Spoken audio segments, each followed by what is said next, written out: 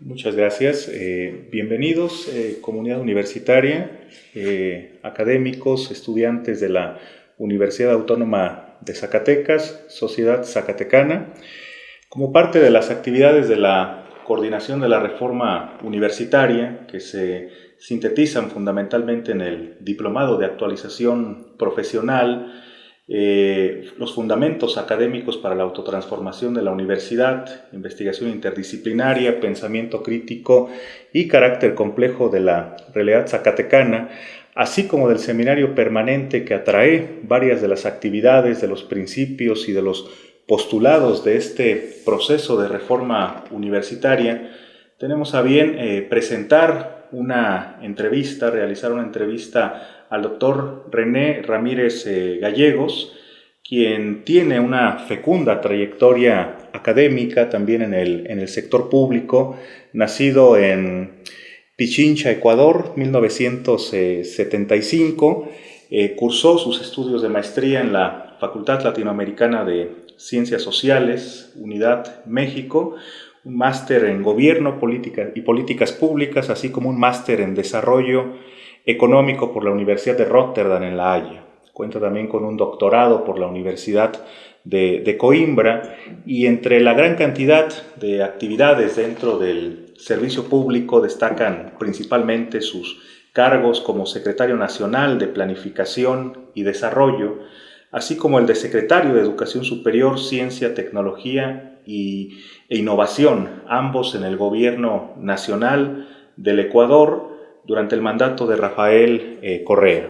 Entre sus temas de investigación destacan los relativos a pobreza, desigualdad, economía del conocimiento, el estudio de la universidad, de la educación superior, las estrategias del buen vivir, la economía ecológica, el uso del tiempo. También se desempeña como investigador, como secretario académico del programa universitario de estudios sobre la democracia, justicia y sociedad de la Universidad Nacional Autónoma de México. En esta ocasión tenemos la posibilidad de hacer una entrevista para tener una panorámica general sobre los avatares de la universidad a nivel mundial, particularmente sobre la gravitación que estas problemáticas que acarrea la universidad a nivel mundial tiene sobre nuestra región, y también la construcción de alternativas que se puedan plantear para que la universidad se repiense a sí misma y para que repiense su papel, su vinculación respecto a la sociedad. Una primera pregunta que podríamos esbozar al doctor René Ramírez Gallegos es la relacionada con cuáles son esas problemáticas, esos desafíos que enfrenta la universidad a nivel mundial en el cambio de siglo, en esta transición del siglo XX al siglo XXI, sobre todo con la entronización de las políticas de la misma ideología del fundamentalismo de mercado. Sí, bueno, primero es un gusto estar aquí, poder compartir con ustedes, poder ser parte de este proceso tan importante que están viviendo, que es la reforma de su universidad, ¿no? Esto ya habla muy bien y mucho de los procesos que se han dado en América Latina con respecto a pensarse en la universidad para poder transformarse a sí mismo, ¿no? Es un honor estar con ustedes. Sí, la universidad es una institución que juega cada vez más un rol fundamental, si es que le vemos la universidad en su perspectiva global, en esta transición, se suele decir, donde adquiere importancia el valor inmaterial, lo inmaterial de los sistemas productivos, ¿no? El conocimiento, la innovación, el arte, la comunicación, ¿no? En donde también adquiere mucha relevancia la digitalidad, ¿no? Y en donde también empieza a darse una mutación de la importancia entre lo industrial y también la importancia de los servicios, ¿no? Ahí juega un rol fundamental la universidad, principalmente del norte. Acá, una vez más, siempre para mí es necesario diferenciar la universidad del centro versus la universidad periférica, ¿no? La universidad del centro pasa a tener una perspectiva ligada a ser una universidad de empresa, ¿no? Con toda la lógica neoliberal, ¿no? en donde el objetivo central deja de ser la emancipación individual, la libertad individual, la soberanía de nuestros pueblos, la soberanía de nuestras sociedades, ¿no?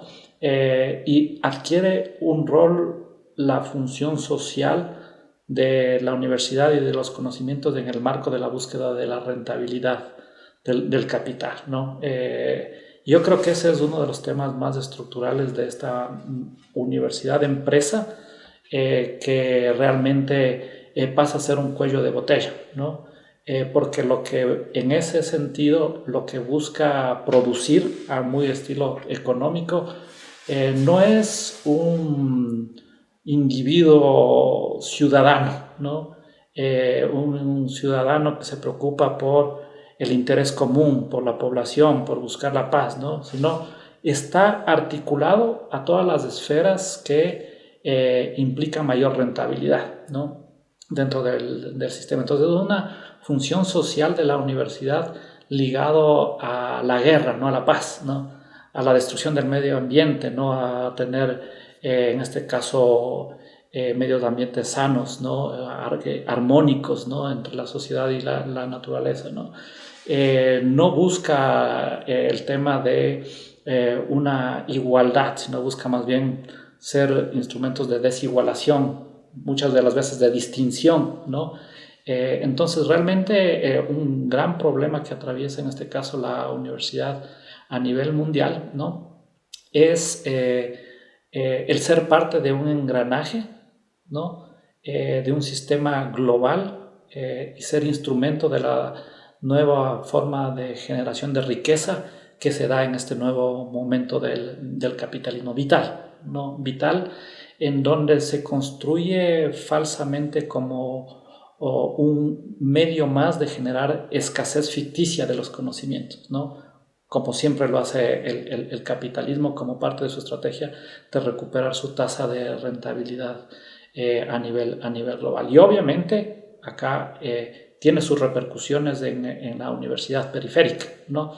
Porque en la universidad periférica también no genera el conocimiento que se genera dentro de las universidades del norte, ¿no? Sino pasan a ser un eslabón de todo este sistema, ¿no? Y que más está pensado en ser parte de un sistema global de estar articulado a la resolución de los problemas sociales de nuestros pueblos, ¿no?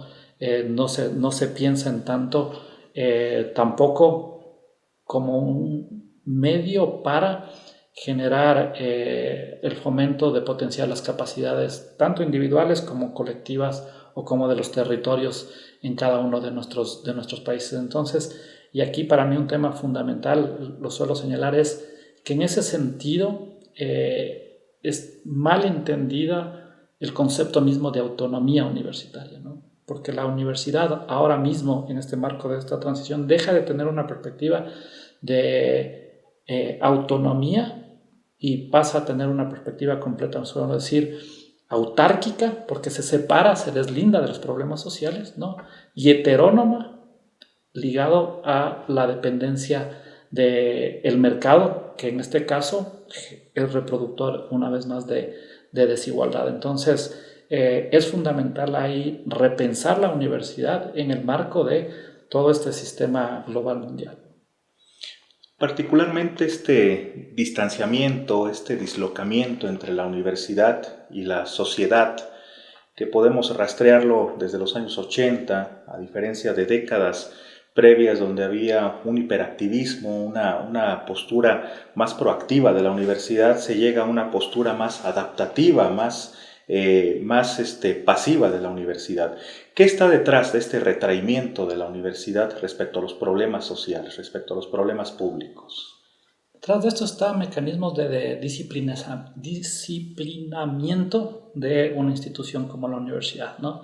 Que más bien debería tener todo lo contrario, una perspectiva completamente crítica frente a lo que sucede. La universidad se ha disciplinado en el marco de un modo particular de capitalismo que es el neoliberalismo, ¿no? Con todos los instrumentos, ¿no? Los instrumentos de sacar productos, que en este caso son profesionales, ¿no? Ligados al mercado, ¿no? Tener, en este caso, indicadores que responden a la lógica productivista, ¿no? Competitiva, ¿no? Sin importar necesariamente cuán pertinente es ese conocimiento, ¿no? Muchas veces ligado en el marco de esta famosa internacionalización que es significativa, es importante, pero esta internacionalización te ha desvinculado completamente muchas veces de las problemáticas locales, ¿no?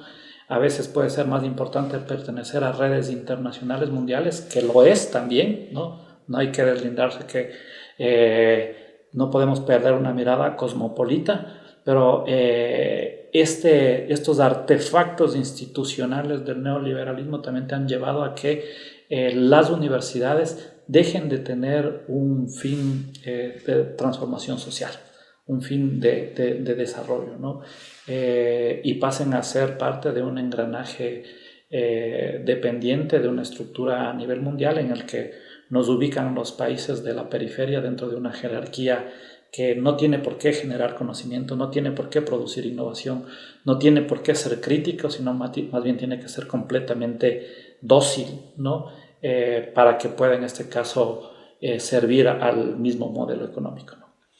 En el caso de América Latina, este divorcio, este dislocamiento entre la universidad y la sociedad se relacionará con la crisis misma de los proyectos de desarrollo nacional, con la misma crisis del Estado desarrollista.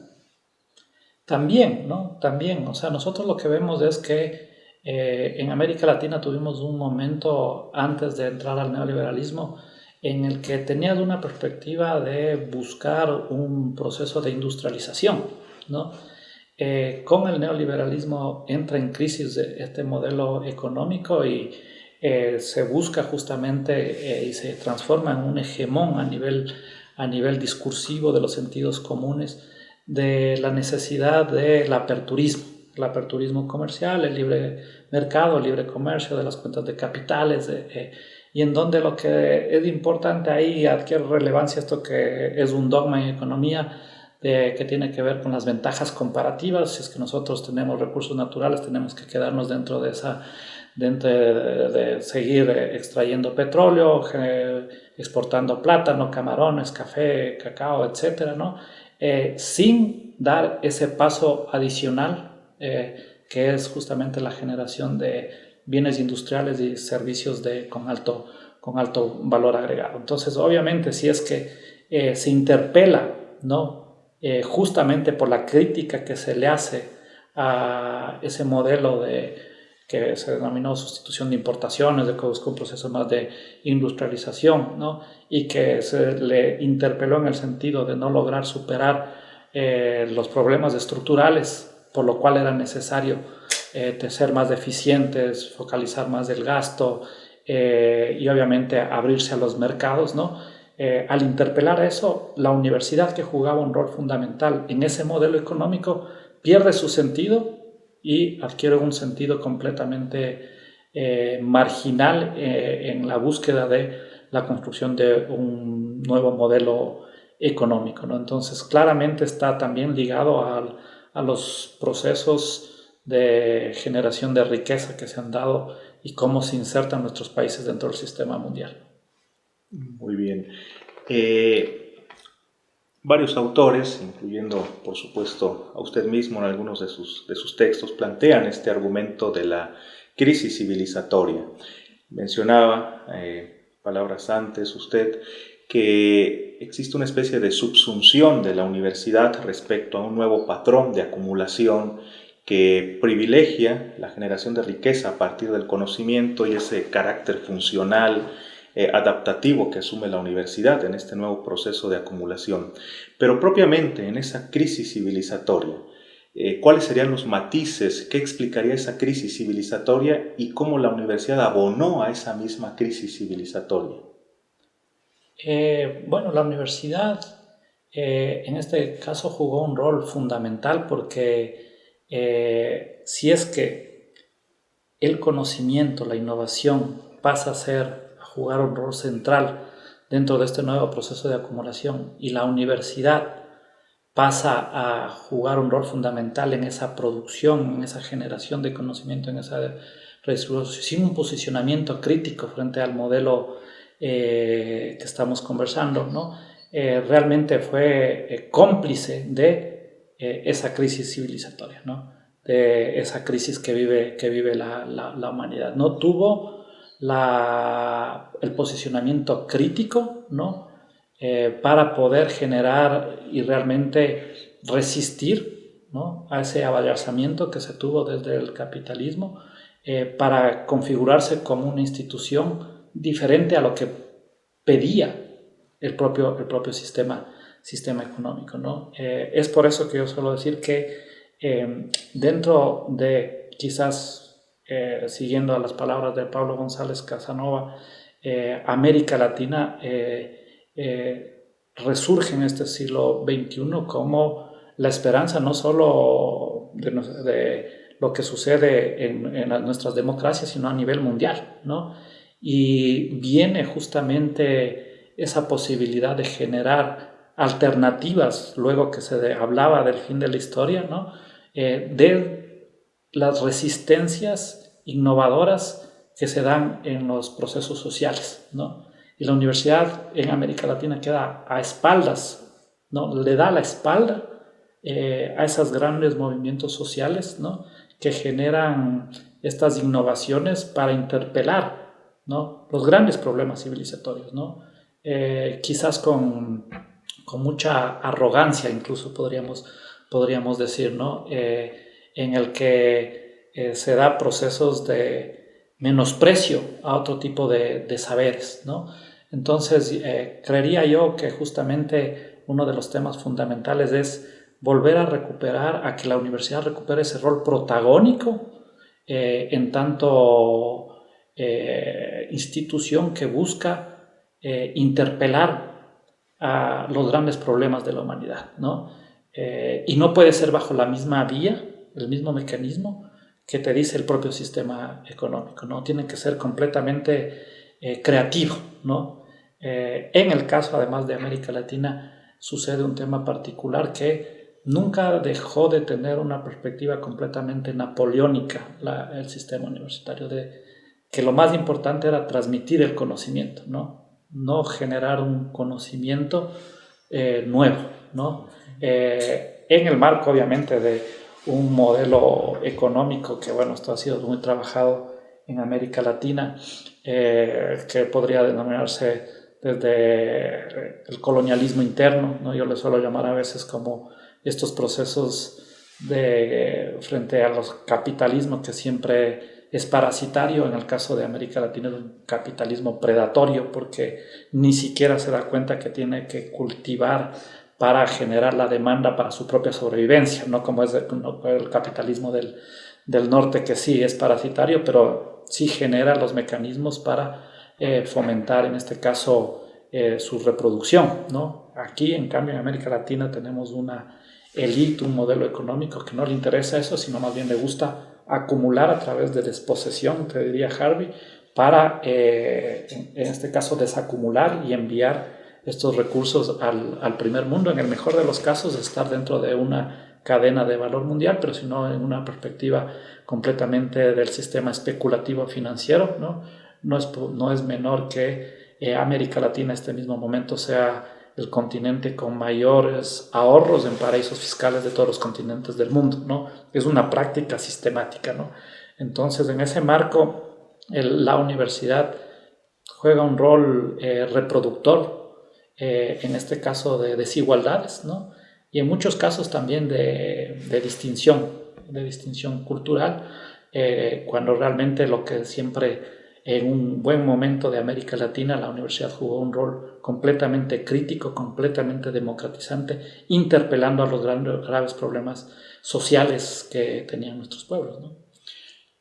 Dependiendo de las especificidades de cada universidad en nuestra región latinoamericana, ¿Qué tendría que hacer la universidad para reivindicar ese papel de cuestionamiento de la realidad, ese pensamiento crítico que deconstruye la realidad al cuestionarla?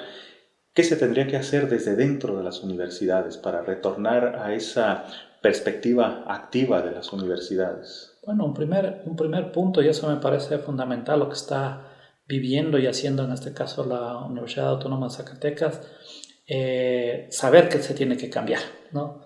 Eso ya es un paso enorme. Nosotros en Ecuador, cuando llegamos en el 2006, suelo decir, la crisis del sistema universitario era tan profundo que no se daban cuenta que estaban en crisis, ¿no?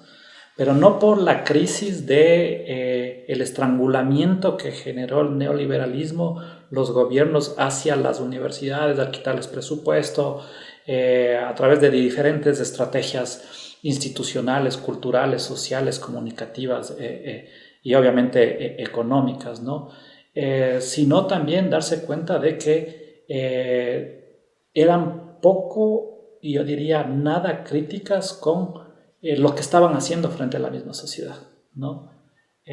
Y ya creo que el primer paso de saber y de darse cuenta de decir, nosotros no estamos cumpliendo un rol que busque generar sociedades más democráticas, más justas, más sostenibles en términos ambientales, ¿no? Ese es un primer paso fundamental, ¿no? El segundo paso, luego que existe este autorreconocimiento de la necesidad de la transformación, es realmente buscar una transformación de las mismas estructuras de lo que ha sido en sí mismo la universidad, ¿no?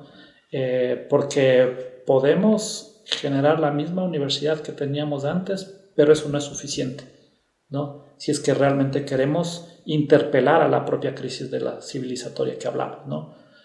Suelo decir que podemos quedarnos tal cual como país o como universidad. Yo creo mucho que la universidad es un agente de transformación social, ¿no?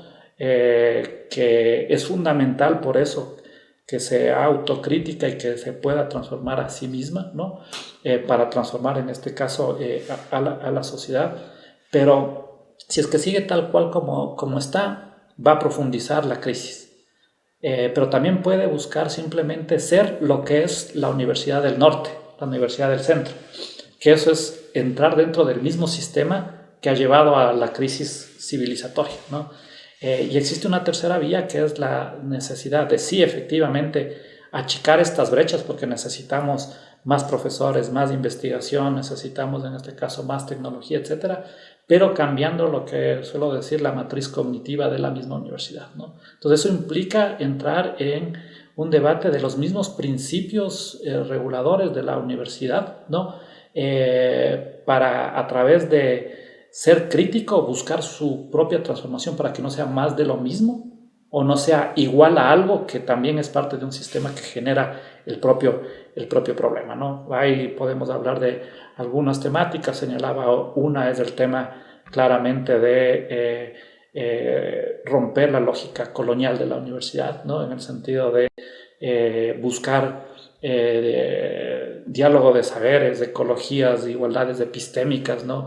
Para que no se genere superioridades, falsas superioridades, ¿no? Más cuando estamos viendo claramente que los que están liderando procesos de transformación social no necesariamente han venido dentro de la universidad, ¿no?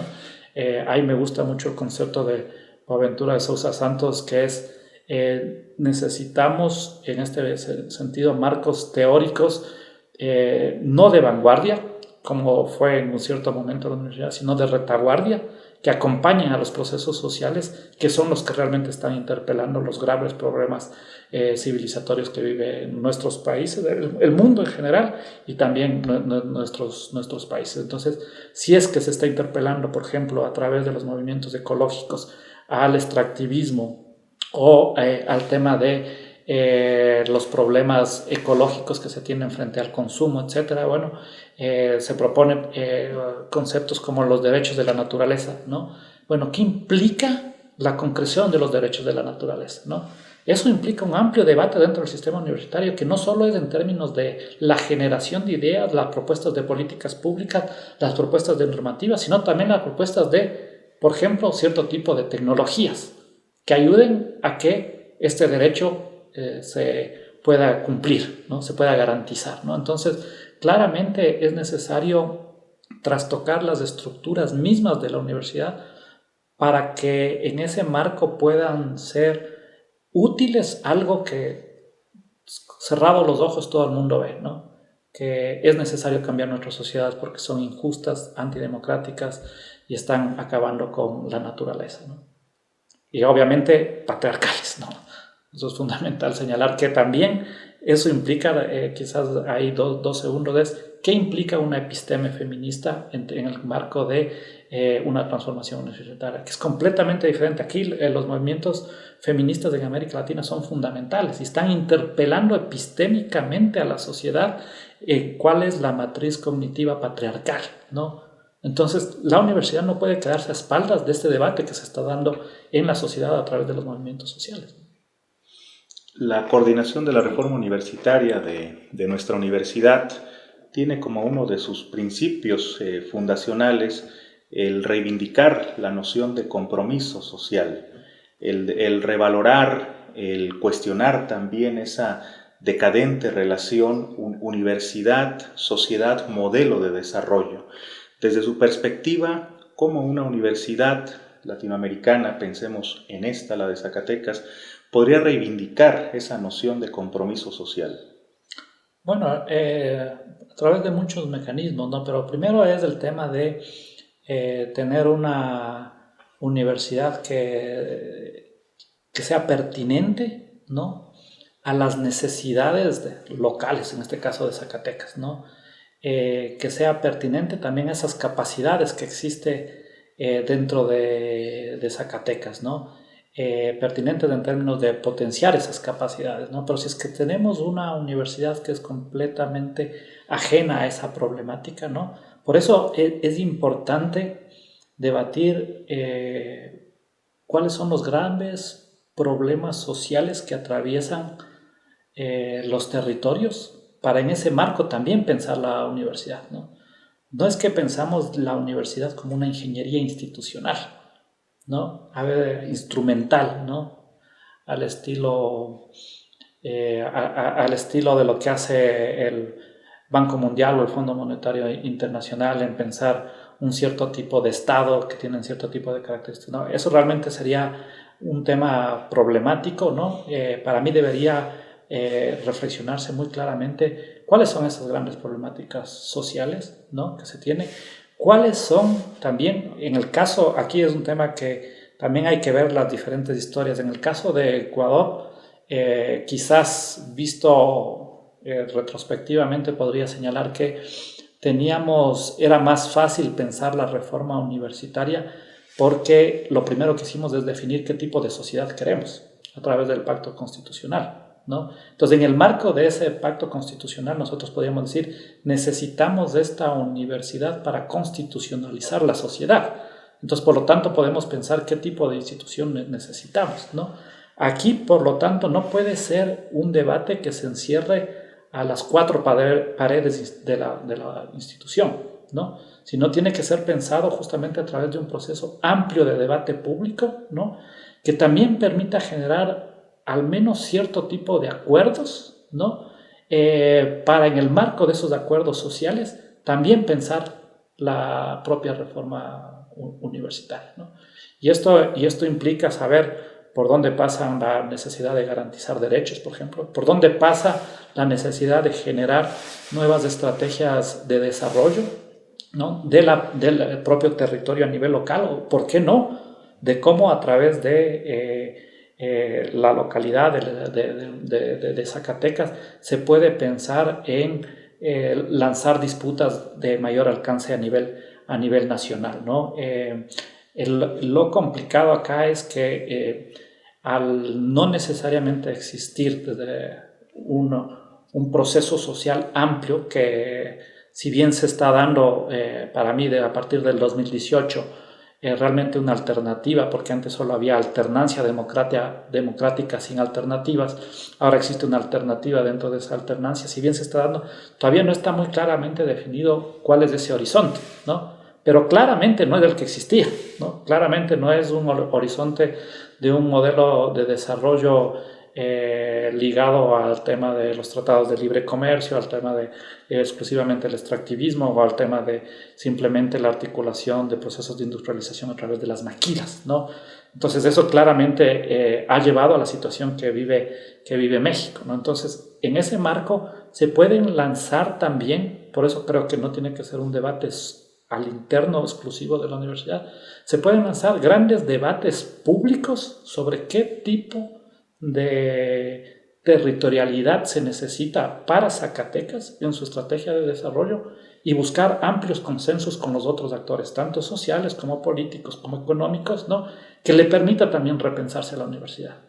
Porque si no puede ser una cuestión demasiado endógena a nivel institucional, ¿no? Que perdería la perspectiva de responsabilidad social, ¿no? Entonces, por eso es necesario pensar en ese marco de también proyectos que generen debate, así no se concreten, pero no dejar nunca de abandonar la propuesta de decir, acá hay problemas estructurales, ¿no? De los problemas sociales, culturales, políticos, económicos, ¿no? Y para eso nosotros estamos generando estas propuestas, debatamos, ¿no? Y en ese marco pensar también el proceso de reforma. ¿Qué tipo de institución necesitamos para concretar esos acuerdos sociales? En que un primer acuerdo social tiene que ser la necesidad de la propia transformación de la universidad como se está haciendo, ¿no? Tanto al interno de la comunidad tiene que haber un acuerdo de que necesitamos buscar una transformación interna, pero también dentro de la misma ciudadanía de Zacatecas. Este proceso de refundación del sistema de educación superior en la República del Ecuador, ¿cuál es su historia? ¿Cuáles son sus antecedentes? ¿En qué consistió este proceso donde, según entiendo, usted fue uno de los protagonistas importantes del mismo? Bueno, el proceso fue un proceso de envergadura nacional, ¿no? Para empezar. ¿Por qué? Porque fue de envergadura social, ¿no? En donde un proyecto político canalizaba esas demandas sociales de buscar una transformación, podríamos decir, neoliberal, que en este caso se concretó a través de una propuesta que es la construcción de la sociedad del buen vivir, ¿no? A través de un proceso destituyente de lo que eran las instituciones antes del neoliberalismo y un proceso constituyente que terminó en una nueva constitución, un nuevo pacto de convivencia en el 2008, ¿no? Entonces, en ese marco, obviamente algo fundamental era no podía seguir, y nosotros siempre lo pensamos de esa perspectiva, cuáles son los instrumentos que van a permitir, ¿no? Generar el cambio que la propia sociedad está demandando, ¿no? Y uno de los actores fundamentales que desde el primer momento nos dimos cuenta que sin eso va a ser difícil generar esa sociedad del buen vivir fue el sistema de educación superior, ¿no? Por eso en la misma Constitución existe un capítulo donde, por ejemplo, yendo a contracorriente de lo que sucedía en el resto del mundo, propusimos desde la partida la gratuidad de la educación superior hasta el tercer nivel, que antes no existía una universidad estatal arancelada, ¿no? Propusimos el tema obviamente, de una autonomía responsable, ¿no? Cuando ponemos el adjetivo responsable implicaba justamente que no esté a espaldas de la sociedad, ¿no? Que tenga, obviamente, calidad, que genere conocimiento, etcétera, etcétera, ¿no? Entonces, el tema también en ese sentido era democratizar la universidad, ¿no? Era buscar su misma transformación como un mecanismo de la transformación social que necesitaba el país, ¿no? Y eso implicó un pacto social, ¿no? Muchas instituciones de educación superior, por ejemplo, realmente eran parte de una estafa social, ¿no? Como las principalmente universidades particulares que les llamamos universidades, ciertas universidades particulares que eran universidades de garage, ¿no? Lo único que les interesaba era vender títulos sin generar el conocimiento, sin, en este caso, que los estudiantes salgan con el conocimiento de lo que implica pasar por un sistema universitario. Y cerramos, creo que no existe experiencia a nivel mundial, ni siquiera en América Latina, cerramos 17 universidades privadas, ¿no? Porque realmente eran estafas sociales, ¿no? Y la ciudadanía sabía, ¿no? Entonces, ahí viene un tema que a mí me parece fundamental, es que las reformas, en este caso, la experiencia de Ecuador, cada país, cada localidad tiene su propia experiencia, pudo darse porque tenías un respaldo social de la necesidad de la transformación de la universidad, ¿no? Y por otro lado, dentro de los actores internos, el actor interno fundamental fue el estudiantado, ¿no? Porque el que realmente se le estaba estafando era al estudiante, ¿no? Entonces, con estos dos actores pudimos hacer una transformación que implicó desde subir del 0.8% del PIB al 2.1% del PIB la inversión en educación superior, multiplicar, elevar los salarios de los profesores, de eliminar la precarización laboral, que exista una convergencia de calidades territoriales, porque generalmente a veces existen los clásicos centralismos, porque nuestro proyecto de Estado era también completamente desconcentrado y descentralizado. Entonces tenías que procurar que se den, que se eliminen esas desigualdades, por ejemplo, en la redistribución de recursos hacia las universidades que se encuentran en las provincias por fuera de la Quito, Guayaquil y Cuenca, que son como los tres centros importantes de la ciudad. Y se puso también mucho énfasis en la generación de conocimiento, ¿no? Porque no puede haber soberanía de nuestros pueblos si es que nosotros no generamos el conocimiento que necesitamos para nuestras realidades, ¿no? Ecuador, el debate en las universidades sobre la necesidad de generar conocimiento era completamente nulo, ¿no?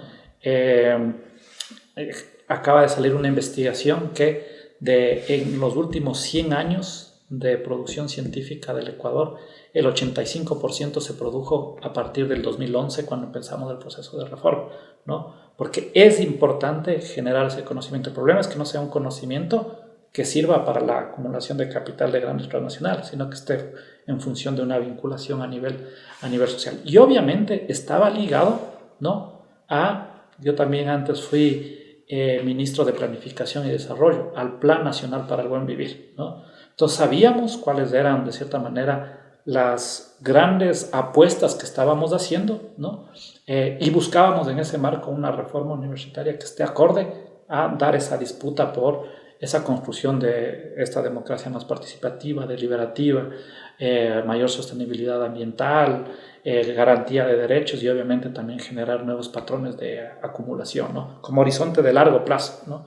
Entonces realmente esto implicó una reforma en todas las esferas que te imagines, ¿no? Desde los órganos de regulación, ¿no? Hasta el último peldaño de la universidad, ¿no? Entonces, porque para nosotros era impensable, ¿no?, producir una transformación social sin producir una transformación universitaria, ¿no? Entonces, por eso pusimos mucho énfasis desde el primer momento en la necesidad de cambiar. Pero obviamente son temas que duran bastantes años, no se hacen de la noche a la mañana, no necesariamente tienen rentabilidad política en el corto plazo, porque son periodos de gobierno de 4 años, pero nosotros pensábamos una perspectiva histórica de mediano y largo plazo. Claro. Todo proceso de reforma universitaria es o puede ser académico y a la vez político. En este caso de la experiencia de la República del Ecuador, ¿cuáles fueron esas resistencias a las cuales se enfrentó el gobierno como el orquestador, por así decirlo, de este proceso de refundación del sistema de educación superior? Bueno, claramente fueron aquellos que veían en la universidad no que sean sin fines de lucro, sino que sean con lucro sin fin, o sea, que generen lucro sistemáticamente, ¿no? Y eso estaba plagado no solo las universidades privadas, sino también las universidades públicas, ¿no?, que veían los mecanismos institucionalizados también de cierta forma de enriquecimiento de las autoridades, ¿no? O en el caso de las universidades privadas, de grandes grupos económicos que se opusieron sistemáticamente a un proceso de recuperación de lo público, del sistema de educación superior, ¿no? Entonces, en el caso a nivel interno tuvimos mucha resistencia también de las autoridades, ¿no? Porque de cierta manera el ser, en el caso de Ecuador, inclusive antes de la mejora de las condiciones de vida que teníamos, el ser universitario tenía cierto nivel de ventaja socioeconómica frente a otro tipo de profesiones, ¿no? Entonces se daba cierto tipo de aburguesamiento, ¿no? Para no cambiar nada, ¿no? Entonces, por eso suelo decir que sin el apoyo por un lado, la ciudadanía y de los estudiantes, difícilmente hubiese sido posible hacer la transformación porque había cierta resistencia en la parte interior, principalmente las autoridades de algunas universidades y obviamente en el ámbito privado de amplios grupos económicos, porque la universidad realmente, como se da en el debate a nivel mundial, puede generar muchísimos ingresos a grupos económicos, ¿no? Y luego nosotros articulamos, y eso es lo que señalaba, no es suficiente con una transformación de la educación superior, por eso hicimos una ley, la Ley Orgánica de Educación Superior, que buscaba esta transformación radical. Entramos al segundo momento, ¿no? Luego de intentar recuperar la universidad, generar los cimientos para la recuperación de la universidad, era generar un gobierno de los conocimientos acorde a la recuperación del sentido de lo público, de los conocimientos y obviamente de la universidad, y generamos un código que se llama el Código Orgánico, se llama porque todavía existe, Código Orgánico de Economía Social de los Conocimientos, la Creatividad y la Innovación, que era justamente cómo interpelábamos, ¿no?, a la institución propiedad intelectual, ¿no?, como este mecanismo de extracción de valor para recuperarles con fines de desarrollo, ¿no? Por eso uno de los primeros artículos es justamente señalar que la propiedad intelectual es la excepción al dominio público, ¿no? Es decir, eliminar esa falsa escasez que se genera en el neoliberalismo de producir al conocimiento no como un bien público común de amplia difusión, sino más bien escaso para pocos en el marco de una estrategia de acumulación y generación de ganancia. Entonces, eso entramos ya en el último año, porque una vez más no es suficiente con recuperar lo público de la universidad, la gratuidad masiva y de calidad, si es que esto no viene aparejado también de disputar, y esto sí se puede hacer también y pensar en el momento de la reforma, no solo cuando viene de lo nacional hacia lo micro, local, institucional, sino en el propio proceso de reforma de la universidad, si es que no viene aparejado de un cambio social mucho más macroestructural. Sí se debe pensar no solo a la universidad en tanto la relación aprendizaje-enseñanza, sino también de la misma producción de ese conocimiento, cómo se recupera ese sentido, que deje de tener este tufo privatizador, mercantilizante, que pertenece a una lógica que es la causante de estos graves problemas, ¿no? Entonces, también es necesario pensar ese gobierno de los conocimientos, tanto en las reformas macro como en las reformas micro, ¿no? Claro, claro. ¿Cómo se vencieron esas resistencias que había a este proceso de reforma? ¿Cómo se negoció con esos intereses creados que tenían mercantilizada la educación superior en el Ecuador? Bueno, ahí hubo un proceso de pedagogía de la reforma, ¿no? O sea, en el sentido de que había procesos sistemáticos comunicativos en el cual la ciudadanía entendió por qué era indispensable entrar en una reforma de la educación superior, ¿no? Entonces, frente a un respaldo muy fuerte de la ciudadanía, las universidades, en este caso, se dieron cuenta que no podían ir en contra de una voluntad popular, ¿no?, de una voluntad nacional, ¿no? Pero también con voluntad política, ¿no? Porque, ¿qué digo por voluntad política? Si es que vos dices, voy a hacer una reforma estructural del sistema de educación superior y le quito recursos a la educación superior, pues claramente lo que estoy haciendo es lo que hacía el neoliberalismo, ¿no? Es tratar de generar en el imaginario social que la universidad no sirve para nada, ¿no? Que pasar por la universidad no sirve para nada, ¿no?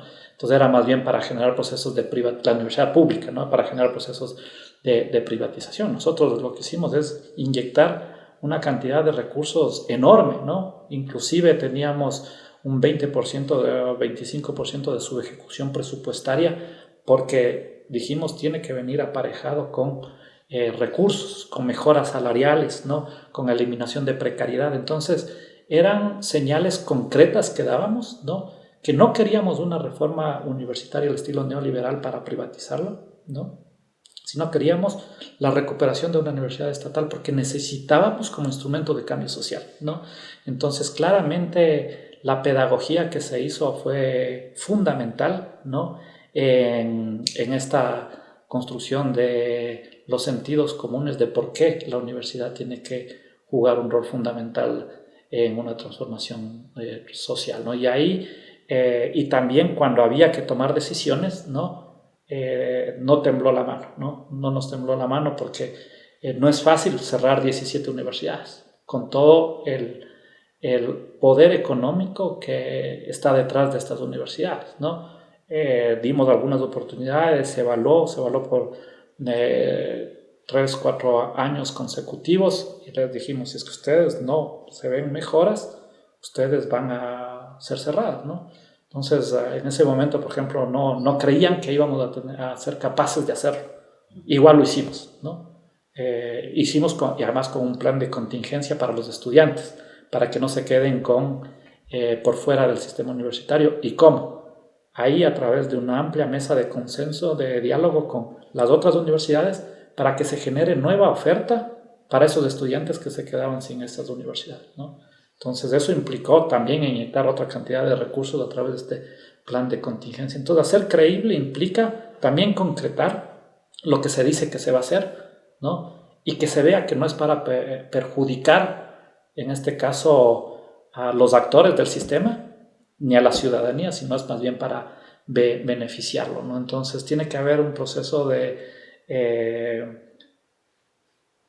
hacer lo que se dice, ¿no? Tiene que haber un proceso pedagógico social, ¿no? Tiene que haber un proceso, en este caso, de deliberación para llegar a acuerdos de los temas más importantes y significativos, ¿no? Entonces, creo que eso permitió hacer realmente una reforma estructural, ¿no? Que obviamente luego vinieron gobiernos que lo que han tratado sistemáticamente es revertir eso, ¿no? Pero sin embargo se hace muy complicado porque sí se quedaron ciertos cimientos y ciertas prácticas culturales que dejamos sembrado una semilla. No ha sido tan fácil desmontar como en otros sectores al sistema universitario luego de la llegada al gobierno de Lenín Moreno o de Guillermo Lasso, que lo que buscan es meterlo dentro de la lógica de volver a privatizar y a mercantilizar el sistema de educación superior. Muy bien. Para ir cerrando esta entrevista, ¿cuáles serían esas lecciones que pueden desprenderse, esas experiencias, mejor dicho, que pueden desprenderse de un caso como el de Ecuador, donde ustedes fueron protagonistas, pero también de otros procesos de reforma universitaria que usted conozca en nuestra región, en América Latina? ¿Cuáles serían esas experiencias, esas lecciones para un caso concreto como el zacatecano, que se trata de un estado dentro de un país periférico donde también el neoextractivismo, el desplazamiento de la mano de obra por cuestiones forzadas está muy, muy presente y donde existe pues una desvalorización de la misma universidad pública? ¿Cuáles serían esas experiencias de estos casos concretos como el de Ecuador y algunos otros que usted conozca directa o indirectamente? Bueno, un poco hemos venido conversando. El primero es que tiene que hacerse completamente democrático, ¿no? Eso me parece fundamental.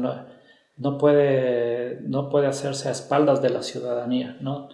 Tiene que haber procesos de pedagogía comunicativa socialmente, ¿no? Que la sociedad sepa lo que se está haciendo y para qué se está haciendo y cómo se está haciendo, ¿no? al interior de la universidad también implica generar consensos mínimos, ¿no? Y obviamente es necesario también ponerse las máximas, ¿no? Es necesario también, y eso a veces es complicado, generar una autocrítica constructiva, ¿no? Y que no se vea la autocrítica en el marco de ir para atrás en términos de las condiciones sociales de los actores de la UAS como de la misma sociedad, ¿no? Sino que se sepa claramente que es una autocrítica para mejor, ¿no? Para más, no para peor, no para ir para atrás, ¿no? Entonces creo que el tema de realmente que sea, yo diría para mí lo principal, que sea un proceso democrático y completamente público, ¿no? Es fundamental para que llegue a buen puerto, ¿no? Y en este sentido, para mí, dos actores claves, una vez más, son la misma ciudadanía. Si es que uno tiene el respaldo de la ciudadanía en el sentido de que la ciudadanía sabe que se necesita un cambio, ¿no? Una vez más, no solo porque el neoliberalismo ha llevado a que la universidad esté en crisis, sino porque la misma universidad puede ser que tenga problemas estructurales que necesita cambiar, ¿no? Entonces, que la ciudadanía sepa que esto va a ser de mejor para sus familias, para los estudiantes, para los trabajadores, para los profesores de la universidad, me parece fundamental. Y otro tema es contar en este caso con el respaldo de los diferentes actores del sistema, en los cuales los estudiantes, sin lugar a duda, que son los actualmente perjudicados, ¿no? Porque son los que realmente son los que están viviendo en sí mismos los problemas o las virtudes de la universidad, ¿no? Creo que son temas fundamentales que sin eso, creería yo, difícilmente van a poder prosperar un proyecto de reforma universitaria.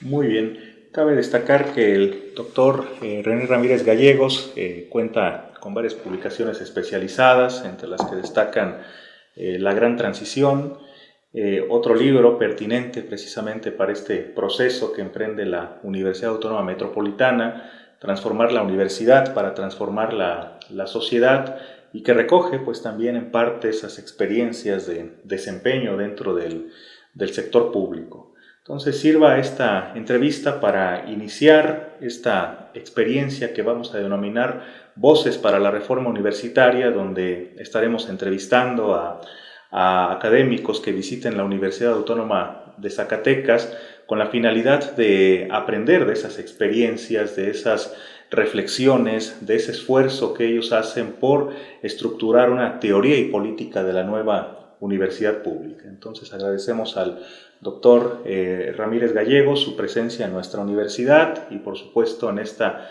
entrevista con la cual se empiezan a materializar muchas de las actividades del proceso de reforma universitaria de la Universidad Autónoma de Zacatecas. Gracias.